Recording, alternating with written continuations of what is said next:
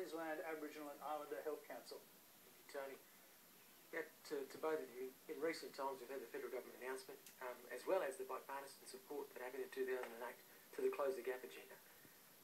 Now that there's a fair bit of new investment that's coming, what we want to know and understand is what strategies are going to be put in place for not only new, but any existing investment into programs and initiatives to support improving health outcomes for Indigenous people across the country, particularly focusing on community-controlled health services, Aboriginal Islander community-controlled health services, that are evidence to actually produce the most significant gains in health outcomes for our own people. Take it from Zeki in a minute.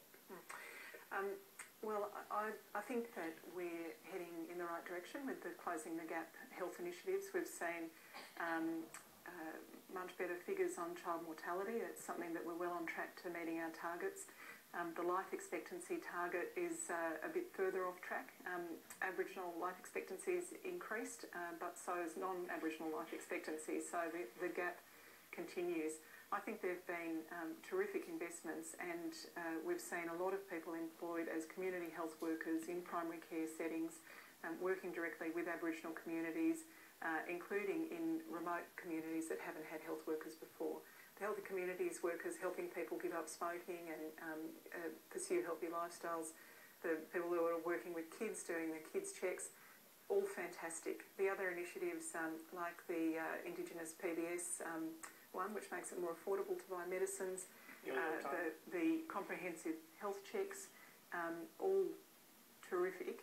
There's another $777 million on the table so from the Commonwealth. So I'm going to have to get you off because your minute is gone. More money coming from us, but states and territories have to invest. You'll get a chance to come back. I'm going to come back to Selwyn in a minute to find out what he's actually asking in detail, but I want to hear from Peter Dutton first. Well, Selwyn, both of us are committed to closing the gap. The 10-year life expectancy difference between non-Indigenous and Indigenous women in our country is unacceptable. Infant mortality rates, the life expectancy blows out to 11.5 years between males, unacceptable.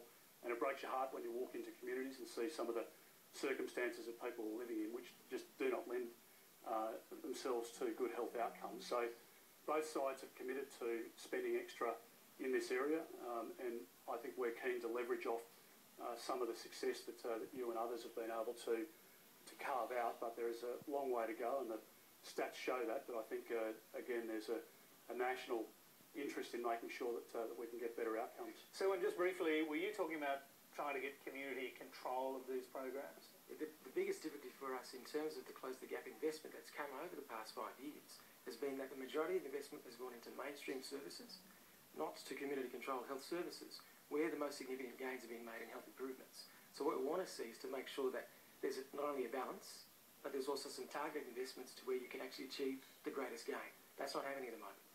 Okay, Tanya, let's hear you on that. I mean, community control more effective, he says, not delivered by outsiders from a health bureaucracy. No, I think it's absolutely right to say where you've got existing strong infrastructure and organisations able to deliver that care, that's always the preferable model.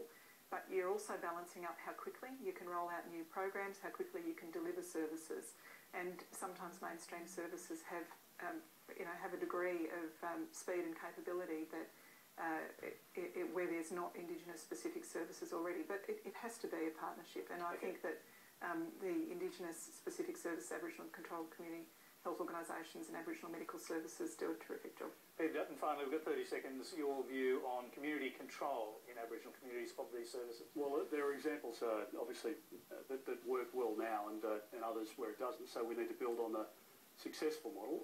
What I want to see in particular, though, is a greater coordination in terms of housing, of education, of those community services otherwise, and I think Tony's put forward a very sensible suggestion about trying to concentrate some of the efforts so that we can get a whole of government approach within Prime Minister and Cabinet. And I do think that will pay dividends, but again, we're happy to build on successes if people can demonstrate that. I'm sorry to say that's the last question we'll take tonight. There are so many more we could have come to. I apologise to those people whose questions we couldn't get to, but after covering so many issues, we're giving the Minister and the Shadow Minister 1 minute each to summarise their case and their philosophy. The toss